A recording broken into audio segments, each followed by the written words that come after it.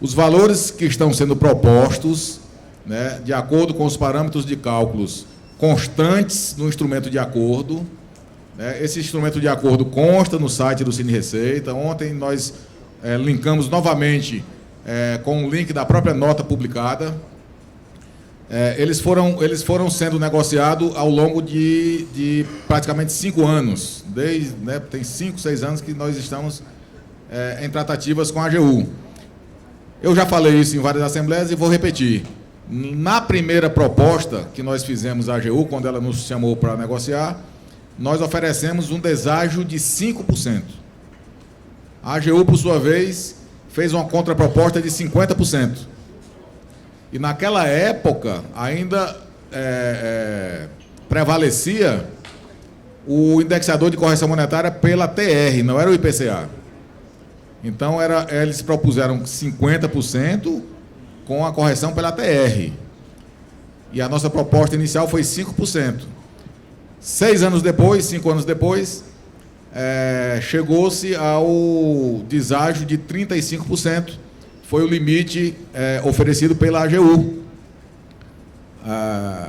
E, além disso, permaneceu um indexador da TR de 2009 a 2017.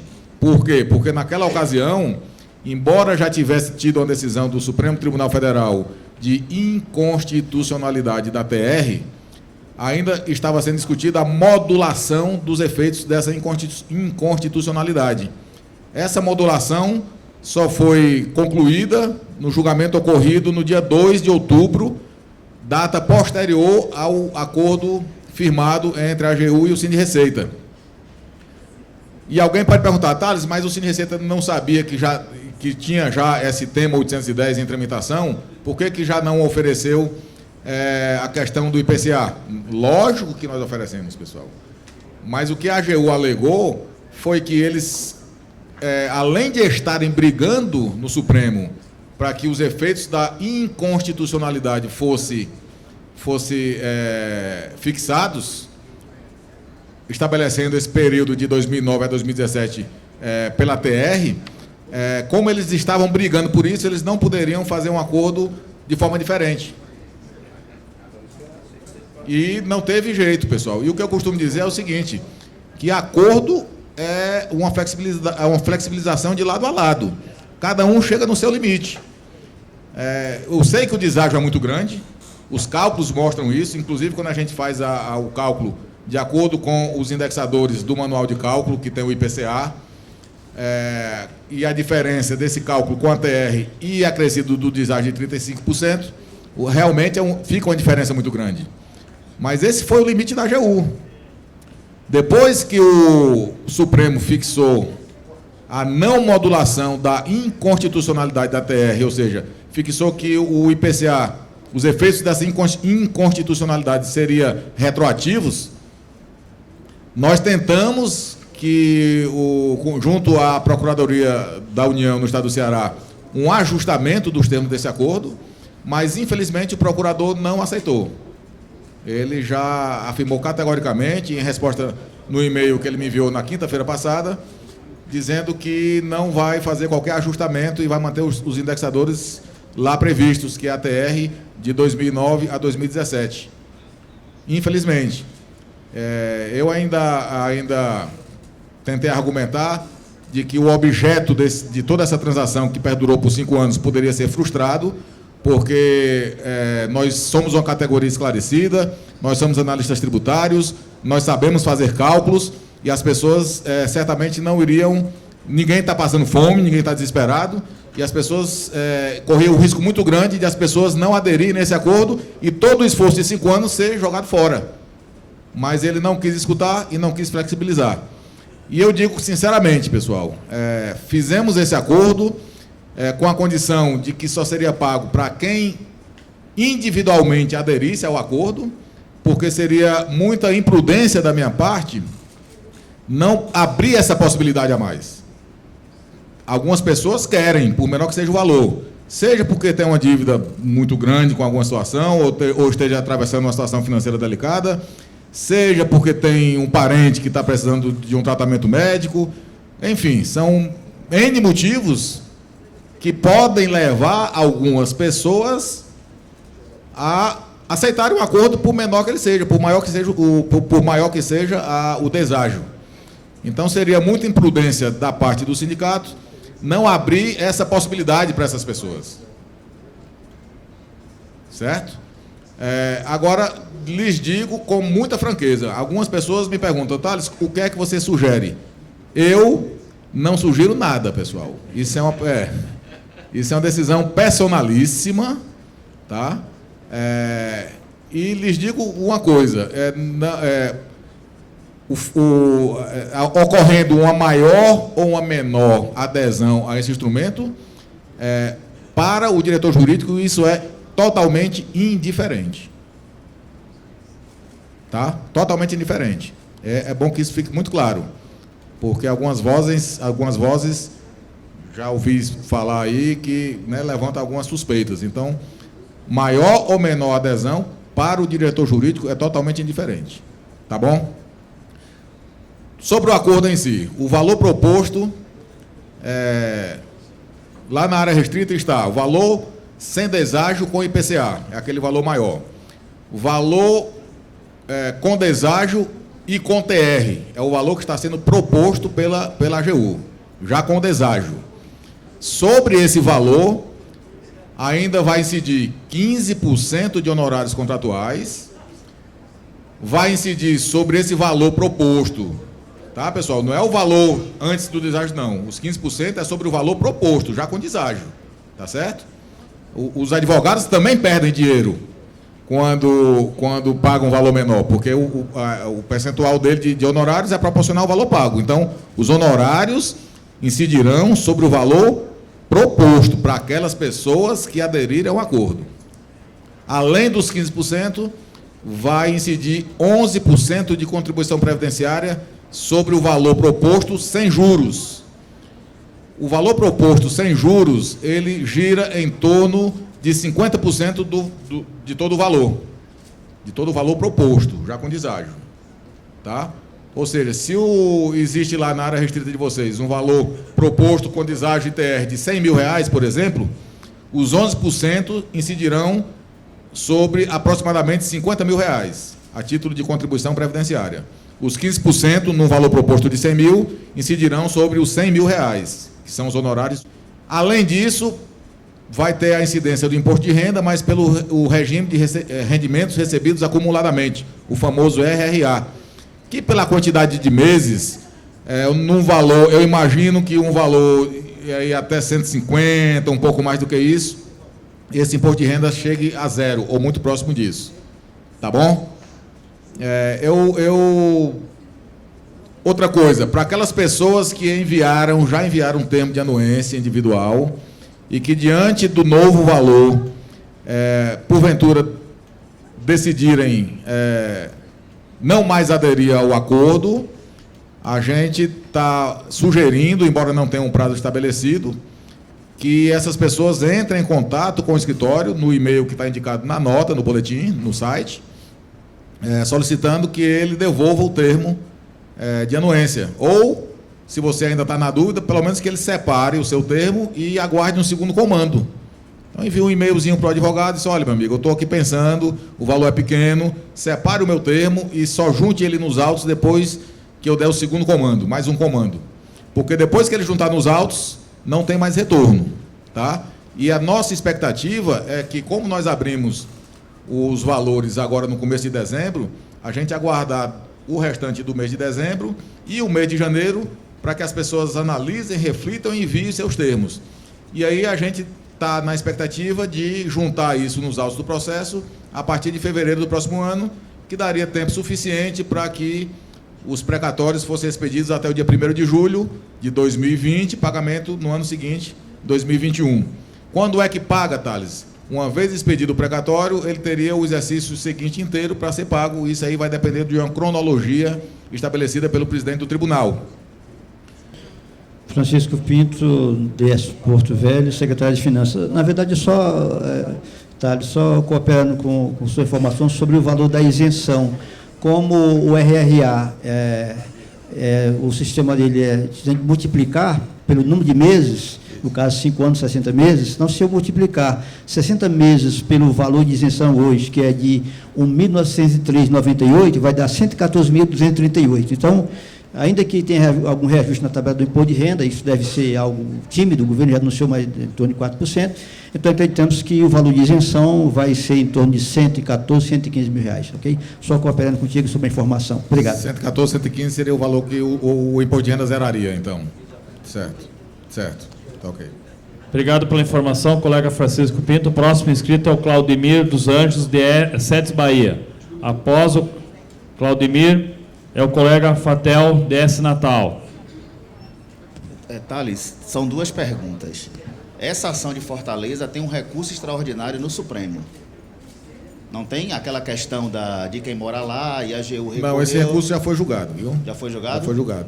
Ele teve uma decisão monocrática de não segmento ao recurso, e até onde consta, onde eu sei, teria que dar mais uma revisada, mas até onde a gente sabe, não houve mais recurso, porque a AGU, diante de uma decisão monocrática do relator, ela poderia fazer um agravo regimental. Mas até onde eu sei não foi feito e ele deve ter transitado em julgado já. Tá, agora, qual é a expectativa desse valor que está lá no site, calculado pelo IPCA, quem desistir do acordo, ser esse valor que o juiz homologue? Deixa eu ver se eu entendi a sua pergunta. Lá no site, na área restrita, nós colocamos um valor... Com IPCA. Com IPCA e um valor proposto pela AGU, que é a Condesag. Mas não estou falando proposto, não. Aquele valor que está lá, sim, qual é a possibilidade de eu desistir desse acordo, ser esse efetivamente o valor que eu vou ter? Excelente pergunta, pessoal. Eu esqueci de falar sobre isso.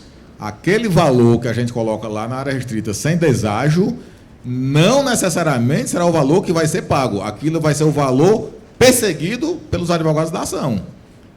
Uma coisa é eu perseguir aquele valor, outra coisa é eu conseguir pagar aquele valor, porque eu vou depender de uma decisão judicial. Pois é. Tá? Então, aquele valor não necessariamente vai ser o valor efetivamente pago. Aquele valor que a gente aponta é o valor que nós perseguiremos para aquelas pessoas que não fizeram adesão ao acordo. Okay. Certo? Boa pergunta. Quanto tempo essa ação pode demorar? Isso também é muito incerto. Agora, eu posso falar das experiências de outras ações. Nós temos uma ação, que daqui a pouco eu vou falar sobre ela, que também é de 28,86%, que tramita em Brasília. Essa ação transitou, os embargos à execução transitaram em julgado há quase 8 anos. Como é que funciona uma ação, pessoal? A gente pede processo de conhecimento. Anos depois, aquele processo de conhecimento transita em julgado. Transitou em julgado, nós temos um título executivo na mão. Calculamos o valor, executamos. Quando nós executamos, a AGU vai lá, faz os embargos à execução, que hoje é chamado de impugnação ao cumprimento de sentença. Tem outra tramitação, primeira, segunda, às vezes até terceira instância. Transitou em julgado os embargos à execução, em tese, não tem mais o que fazer. É atualizar o valor e mandar expedir o precatório. Pois bem, na ação de 28,86% de Fortaleza, os embargos à execução, ou seja, processo de conhecimento transitado em julgado, processo de execução, os embargos da execução transitado em julgado, e nós estamos há 8 anos e ainda não conseguimos expedir os precatórios. Corrigindo, de 94. Desculpe, de 94, eu falei 97? 94, essa ação é de 94. E olhe que é uma ação só com quase 2.000 pessoas, menos de 2.000 pessoas. Né? Se você faz um paralelo com a ação de 97, que é a ação de Fortaleza, na ação de Fortaleza são 10.400 pessoas, divididas em lotes de 50 pessoas cada, no total de 216 lotes ou mais. Eu acho que deve estar dando 216 lotes, que são 216 processos. Como está a fase de embargos à execução dessa ação de Fortaleza, de 1997? Dos 216 processos de execução, apenas 16 foram embargados. A União ainda vai embargar 200. O juiz deverá proferir 200 sentenças. Certamente haverão 216 recursos de apelação, 216 acórdãos no tribunal. Se transitar em julgado no tribunal, volta para a vara, atualiza o valor, abre vista para a AGU, ela ainda pode fazer sessão de executividade, e aí vai, vem. Então, pela experiência de um, a gente calcula mais ou menos o que pode acontecer no outro. Agora, pode ser mais rápido? Pode. Pode também. Então, é muito variável isso. Então, pessoal, deu. Eu pergunto. Marcos Craveiro, próximo inscrito. A próxima é a colega Mara, do Ceará. Marcos Craveiro. Boa tarde. Thales, 2 perguntas. As pessoas que enviaram o termo e tem lá a resposta, os documentos foram recebidos, é porque está tudo ok? É porque está tudo ok. E se não tiver, se tiver alguma coisa a mais que precise, como no termo de anuência tem os contatos, aí o escritório certamente entrará em contato. É porque a pessoa, então, mandou o termo correto e aquele comprovante de O comprovante cadastral, né? Isso, exatamente. Pronto, primeira pergunta. Segunda pergunta, só uma confirmação. Nesse acordo, a parte vencedora teve uma sucumbência, certo? A União vai pagar a sucumbência para os advogados, tanto daqueles colegas que vão fazer o acordo, quanto daqueles colegas que não vão fazer o acordo. Foi isso que eu li, quando eu até já conversei. É isso mesmo? É isso mesmo, isso consta no termo de acordo, porque para aquelas pessoas que não vão fazer o acordo, o valor dos honorários de sucumbência que são pagos pela União para os advogados, eles serão calculados com base num parâmetro oferecido, embora você receba ou não. Se você não fizer adesão ao acordo e amanhã você receber o valor que a gente está perseguindo, mesmo assim os honorários de sucumbência serão pagos pelo valor proposto.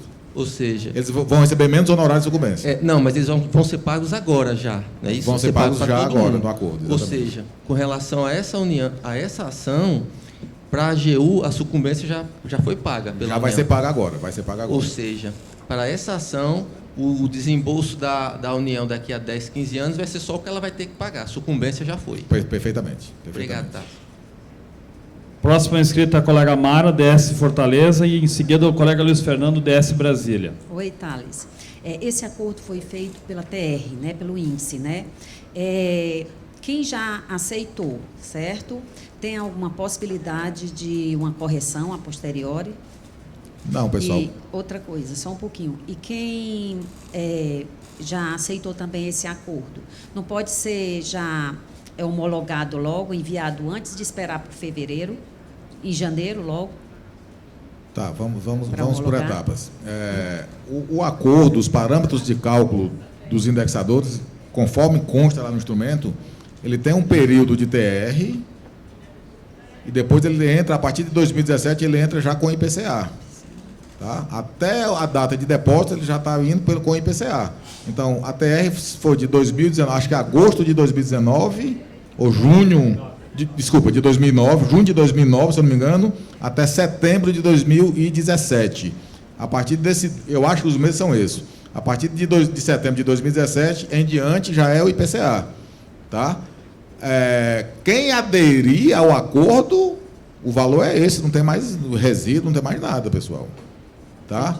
O que a gente está brigando ainda, e aí alguém pode questionar, Thales, quando você fez as assembleias, inclusive no vídeo que foi veiculado aqui no nosso site, eu fiz uma projeção de que a maioria, já com deságio dos valores, iria gerar em torno de 150 mil.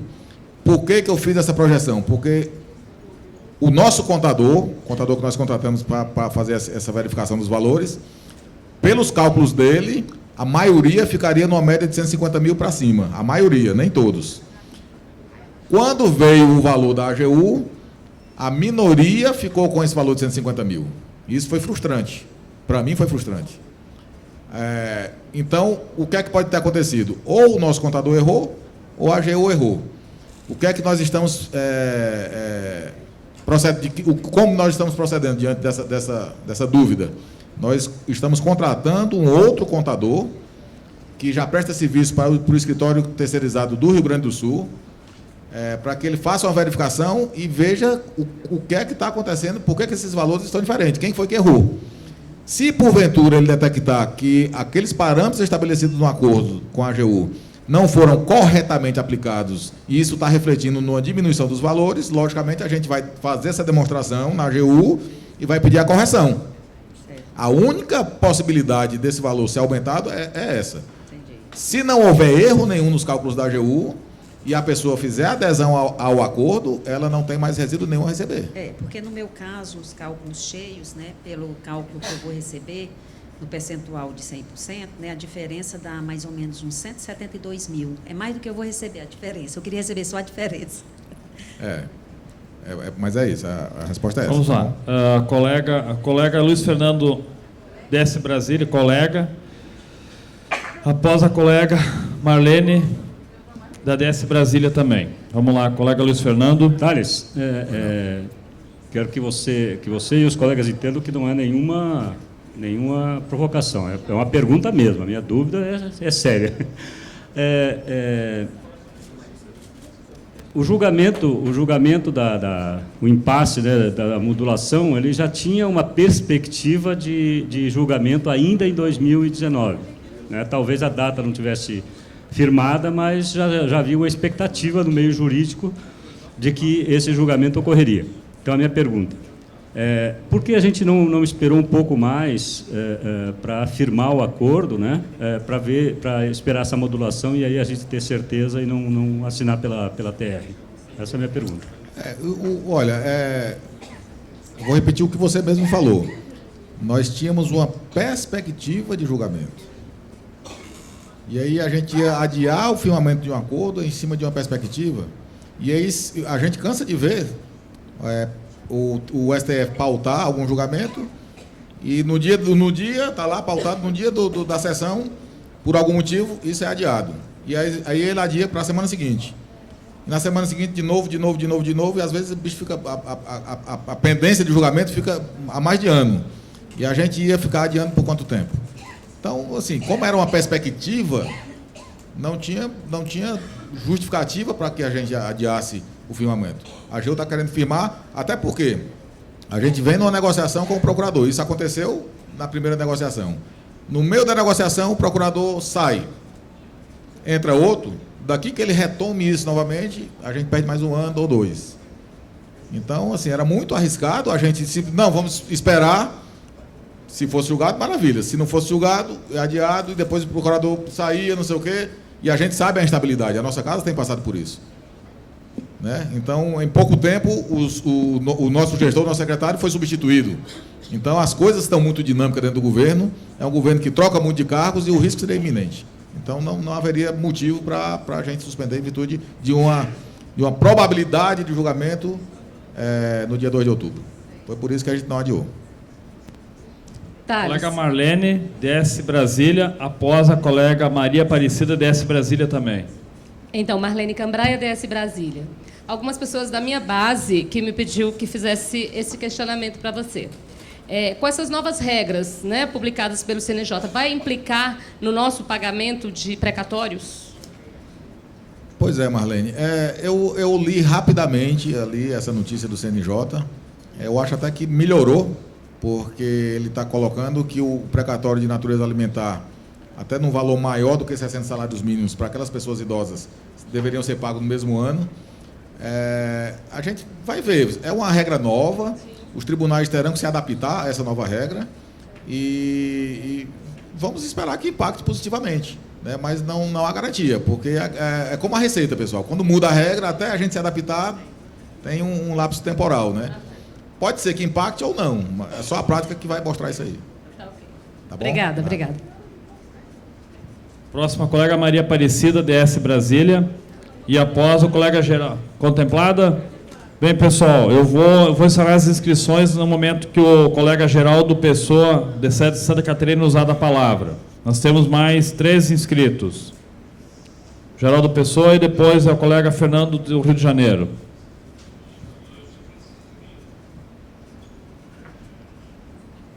Thales, é uma pergunta bastante breve.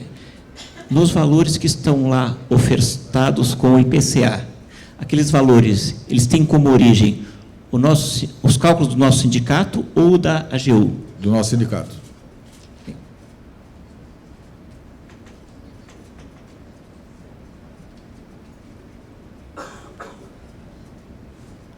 Não, ele pediu alguma coisa ou não? Não? Fernando, por favor, desculpa. Fernando, sede Rio de Janeiro.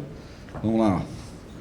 Primeiro, te lembrar da questão que eu denominei do pessoal que está no limbo. Quase todos aqui são de estrutura sindical e a gente tem muitas demandas de filiados. Depois tu dá uma palavra sobre isso. O pessoal que está no livro me relembra. Vamos lá. Fernando. O pessoal é exequente na ação de Fortaleza, mas ele não é identificado no termo de anuência. Provavelmente a União, quando levantou os 10.400 exequentes, perdeu alguns nomes. Nós temos 46 que a DEM já resolveu. Sim, é verdade. Posso falar? É melhor. Conforme nós publicamos na penúltima nota, a última foi ontem, na penúltima nota referente a esse acordo, o acordo foi firmado em junho, se eu não me engano. Junho ou foi julho? Foi homologado em julho, né? E de julho para cá a gente tem recebido, nós abrimos o sistema de termo de anuência, fizemos a GNU, colocamos o material, e de lá para cá algumas situações foram detectadas pelos beneficiários, né? Alguns que, embora estivessem em algum dos lotes, dos 216 lotes de execução, não estavam arrolados ali, nem como aptos a fazer anuência, nem como litispendentes, nem como acordantes administrativos. Essas pessoas enviaram os nomes, foi um total de 46. Tiveram mais 26 que estavam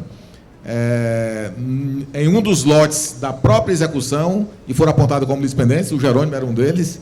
Então, essas pessoas já foram saneadas na última reunião que fizemos agora em novembro, final de outubro para novembro. Para que a AGU finalizasse o trabalho dela e não ficasse toda hora analisando esse vai e vem, o que foi estabelecido está lá na nota, inclusive na penúltima nota, que os próximos problemas, a partir dessa reunião, desses nomes que nós levamos, só seriam levados à AGU a partir do dia 1º de julho do próximo ano, para que a gente centrasse a nossa energia em sanear os problemas que já tinham sido detectados e na expedição dos precatórios. Então, quem ainda não está na ação e não informou o nome, pode informar, envia o e-mail para o jurídico, a gente vai ali juntando esses nomes. Quando for no ano seguinte, a gente leva para a AGU para que ela analise, volte ou não a pessoa, e se ela estiver apta, e nem com litispendência, nem com acordo, a gente vai lá e abre o termo de anuência e avisa isso no site. Bom, inclusive enviando e-mail para aquelas pessoas saberem que já está solucionado os seus casos. Sim. Nós temos vários casos lá de apontamento de litispendência em relação à raiva 8 vezes e outra, e o pessoal fica ansioso porque não resolve e não abre o termo de anuência para assinar. Mas aí é um problema interno da Advocacia Geral da União, não sei. Vamos tratar, então, de uma outra questão, dos litispendentes. Eu gostaria que você falasse mais sobre a situação dos colegas que são litispendentes, que nós vamos ter, ou deixa para o ponto da proposta de Minas, porque talvez seja melhor. É bem complexo. Mas tem uma questão que me interessa, que é bom tentar tratar agora. Se a sucumbência, que é direito do advogado, para aqueles que não assinaram o acordo, vai ser percebida pelo valor proposto, pelo valor menor, isso. O que acontece com o litispendente, que provavelmente a União vai pedir exclusão da ação de execução? Não vai recair o ônus de sucumbência para ele? Não, vai não. Está entendendo? Tu entendeu o raciocínio? Entendi, sim, mas não vai não. Não vai não, tanto que o acordo, ele prevê a possibilidade de a pessoa que está em ação em litispendência em outra ação coletiva fazer a opção de ficar aqui ou ir para lá, e vice-versa, sair de lá e vir para cá. Então, como é uma execução em ação coletiva, não existe sucumbência nessas questões de litispendência. Se fosse uma execução individual, aí poderia existir. Vai liberar uma fé. Obrigado. Tá bom? Fernando, seu crachá. Vamos lá, colega Evaldo Costa, DS Vitória, após o colega Walter, do SEDES Rio Grande do Sul, e temos mais um inscrito. As inscrições estão encerradas nesse ponto de pauta, nesse item. Eu tinha encerrado, mas... Vamos lá, vem, Francisco Cruz. Encerrado agora, deu, né? Encerrou. O pessoal tinha tempo para se inscrever. Vamos, Evaldo. Boa tarde. Boa tarde. Tades, a minha dúvida é o seguinte, no momento que foi feito esse acordo com a AGU, vocês sentaram para discutir esse deságio com a AGU, não foi feita também uma indagação a respeito desses índices de correção? Foi feito. E a AGU respondeu o quê sobre esses índices de correção? Eu até falei já sobre isso.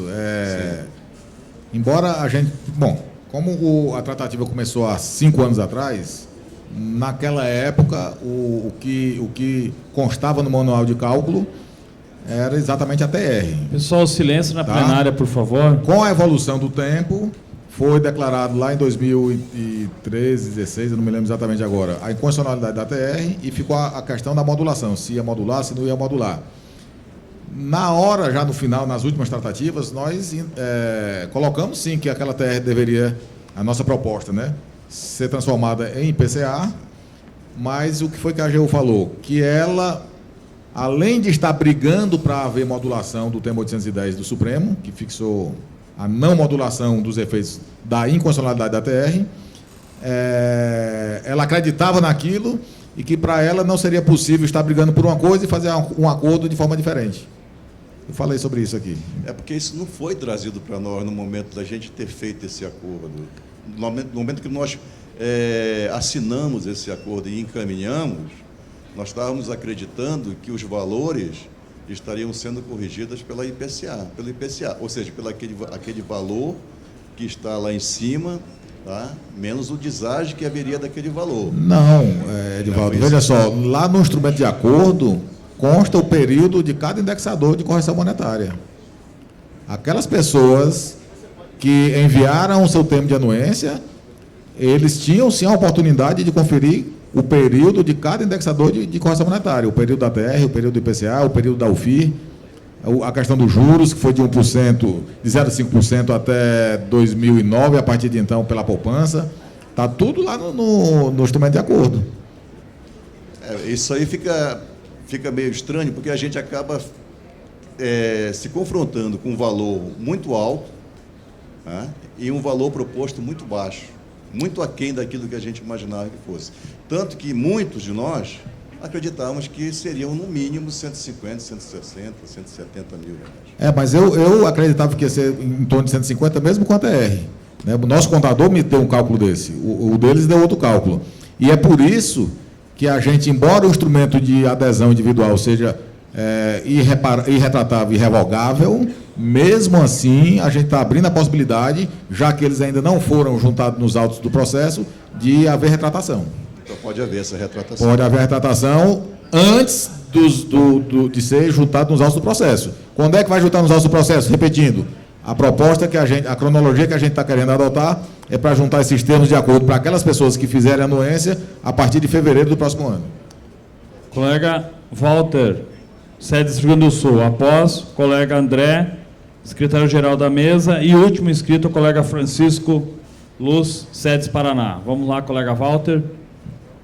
Thales, tu falou recém que o prazo vai ser fevereiro do ano que vem. E aqueles colegas que não conseguirem resolver essa situação até fevereiro, aí vai ficar automaticamente para o ano que vem. Exatamente. Obrigatório para... As questões pendentes de litispendência, acordo administrativo, as pessoas do limbo, que o Fernando Jorge falou, que estão na execução, mas não foram arroladas. Essas pessoas, a partir do ano que vem, serão saneadas, na medida do possível, para a expedição no exercício seguinte. Tá certo. Tá bom? Muito obrigado. Vamos lá, colega André Abdala. E último inscrito, colega Francisco Luz.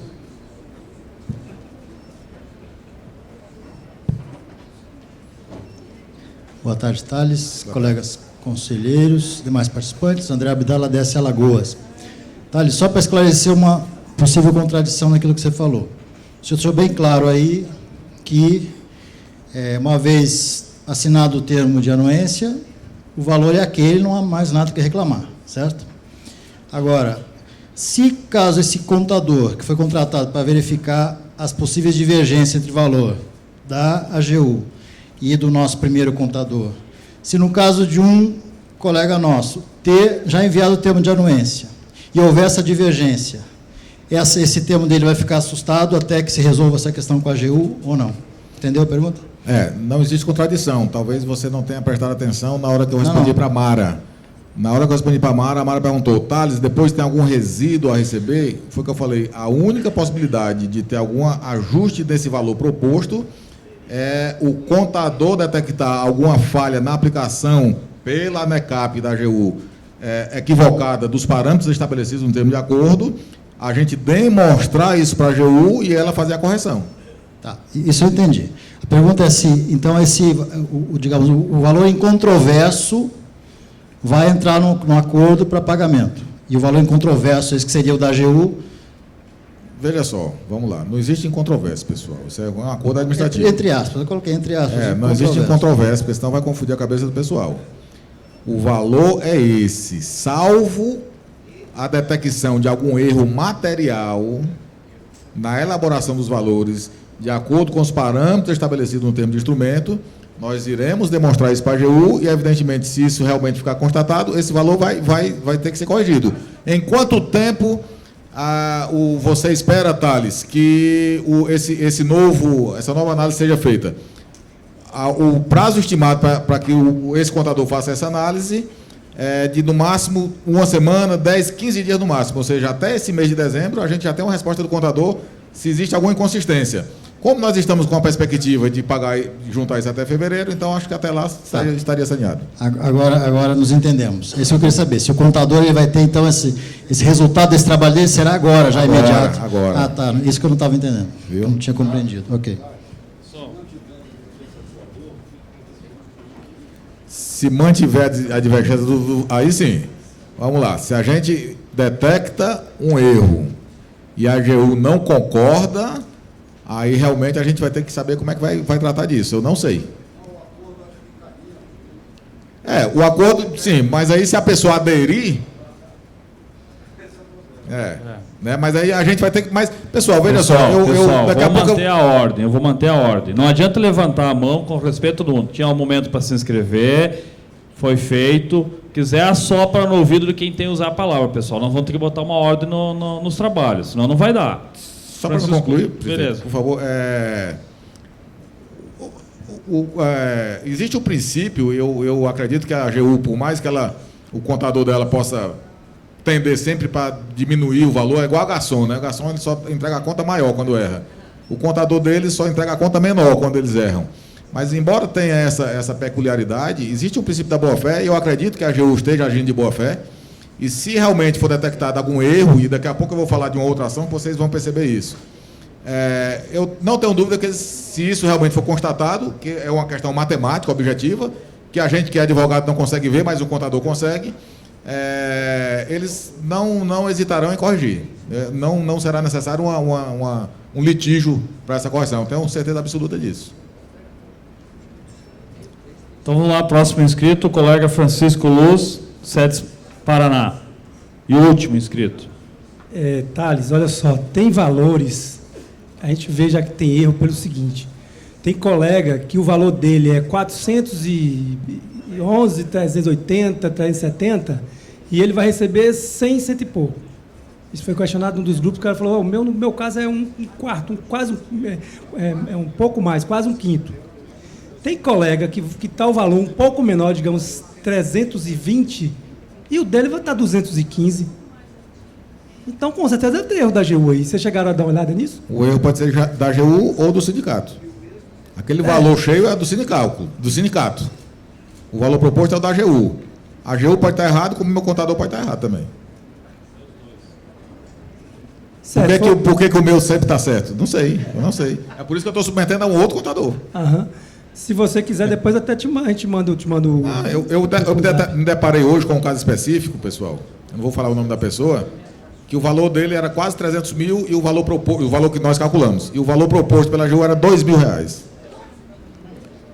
Aí eu digo, não pode. Fui conferir a ficha financeira da pessoa e a ficha financeira que eu tinha realmente dava os R$2.000 e foi exatamente essa ficha financeira que a AGU aplicou. Aí entrei em contato com o meu contador. Aí ele falou, não, calma, tem outra ficha financeira aqui, é porque eu errei na hora, não sei o quê, porque eu disse, olha, como é que você me dá uma ficha financeira de 2.000 e me apresenta um cálculo de quase 300? Aí ele falou, não, foi um erro meu, a ficha financeira realmente certa é essa, porque o colega, ele em 93 até 94, e foi essa ficha financeira que foi utilizada, sequer tinha RAV na ficha, na ficha financeira, ele era técnico de finanças e controle, de 94 até novembro de 95 não tinha nada, e a partir de 95, sim, que ele tinha a ficha financeira de TTN. E aí eu liguei para o colega, ele falou, não, eu era técnico de finanças de 93 a 94. Em 94 eu fui para o TRT, técnico do TRT, e entrei na Receita em novembro de 95. Então a ficha financeira correta era de novembro de 95 em diante. Por isso estava dando 2.000. Aí eu já passei isso para o contador da AGU e ele já vai consertar. Certo. Outra coisa é o seguinte, lá na...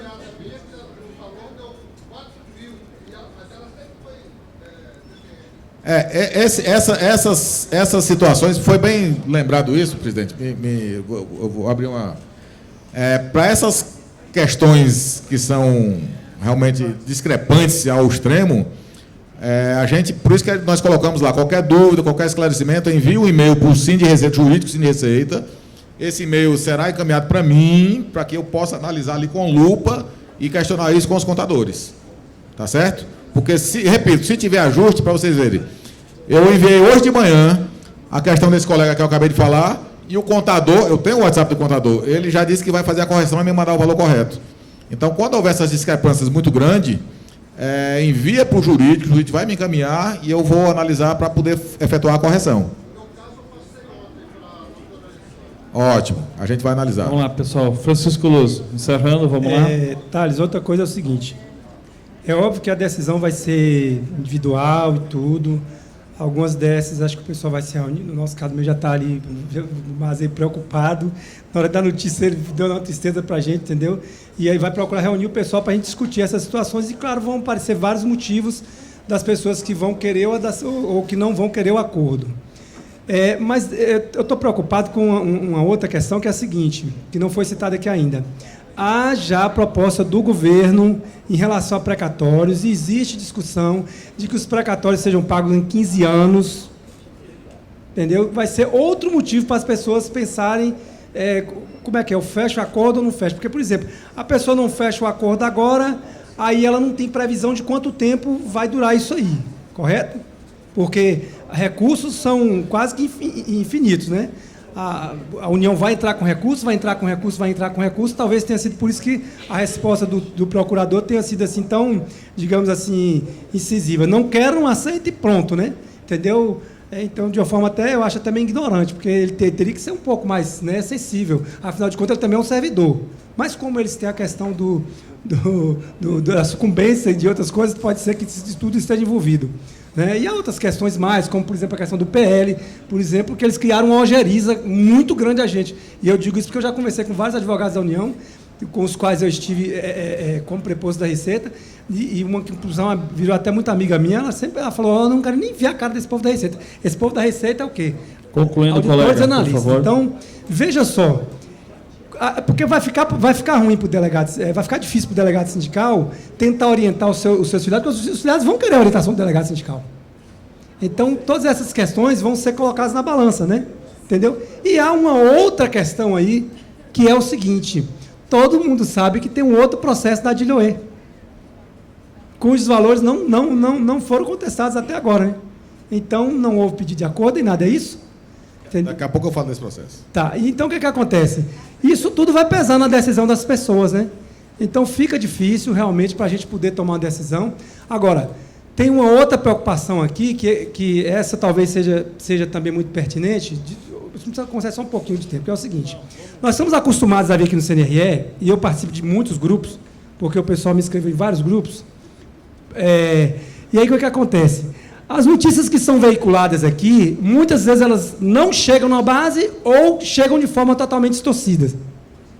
Colocar a culpa para cima do sindicato num momento desse, eu acho que é vandalismo. Vou usar uma palavra assim bem dura. Porque a gente sabe o quanto o sindicato vem lutando, e não é só essa DEM, esse processo vem sendo lutado há muito tempo para que a gente recebesse, a gente sabe como o governo age, entendeu? E eu estou dizendo porque já tem colegas colocando culpa para cima da DEM. Porque essa DAGE aí, porque essa DEM aí tem. E eu mostrei isso para o Thales ontem. Gente, por favor, vamos ser responsáveis. Vamos, por favor, esquecer a questão política interna nossa, que isso ainda tem gente que ainda não esqueceu a questão eleitoral, eu fico impressionado. Então, vamos falar com tranquilidade para as nossas bases, vamos dizer com calma para as nossas bases, como está sendo dito para a gente aqui de forma clara, transparente, entendeu? Para não ficar alguém querendo achar culpados. Entendeu? Eu me preocupo muito com isso. Obrigado, colega Francisco Luz. As inscrições foram encerradas. Considerações finais sobre essa ação, por favor, Chico senhor Luz. diretor. O Chico Luz falou aqui uma coisa que me preocupou, viu, Chico? Você falou o seguinte: fica muito difícil de o delegado sindical orientar suas bases. Eu vou agora orientar vocês, delegados sindicais. Não orientem suas bases. Eu sou delegado sindical. Eu sou diretor jurídico. Foi me perguntado aqui, o que você faria, o que você sugere? Não sugiro nada, não sugiram nada, pessoal. A decisão é difícil? É difícil. Eu vou dar um outro exemplo. O governo abriu um prazo para migração do regime próprio para o regime de previdência complementar. Recentemente. Era uma decisão fácil? Extremamente difícil. Era uma decisão irrevogável e retratável, como é esse acordo. E que ninguém sabia para onde ir. E que ninguém ousou sugerir algo ou não. Algum de vocês ousou sugerir que o seu filiado fizesse a adesão, a migração, para o regime complementar ou ficasse no regime próprio? Eu não fiz isso na minha base. Nem eu sabia o que fazer. Como é que eu ia sugerir alguma coisa?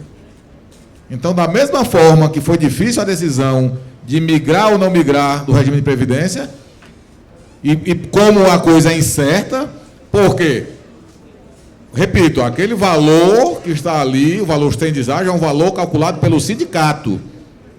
Não é um valor que a gente está garantindo pagar, é um valor que a gente vai brigar por ele. Primeira coisa. Segunda coisa, o processo pode ser muito rápido, pode ser muito demorado. Terceira coisa, amanhã ou depois, hoje o precatório de natureza alimentar do servidor público federal, porque o estadual e o municipal não é assim, ele, uma vez expedido, é pago no ano seguinte.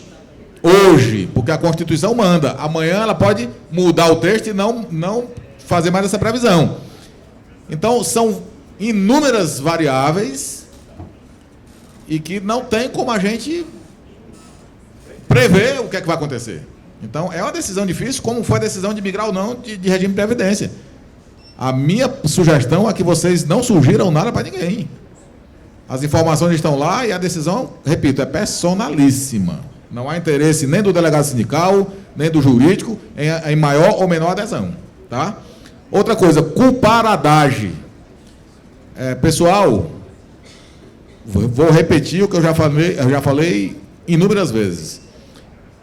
Começamos propondo 5%, eles começaram propondo 50%, chegou-se ao que chegou, aos 35%, com essa TR ali durante 8 anos, etc. Isso é o limite do negociador. O limite da Ju, olha, meu limite é esse. Daqui eu não melhoro mais. E o que a gente abriu, pessoal, o sindicato não foi imprudente nem de uma forma nem de outra. Nem fomos imprudentes, até por falta de legitimidade, de firmar um acordo e obrigar todo mundo a receber por esse valor. E nem fomos imprudentes em fechar as portas para aquelas pessoas que eventualmente queiram fazer aderir a essa proposta por alguma necessidade individual. Então, não há que culpar a DAGE. A DAGE não quis os 35% com TR. A DAGE quis 5% com IPCA. Mas foi que se conseguiu.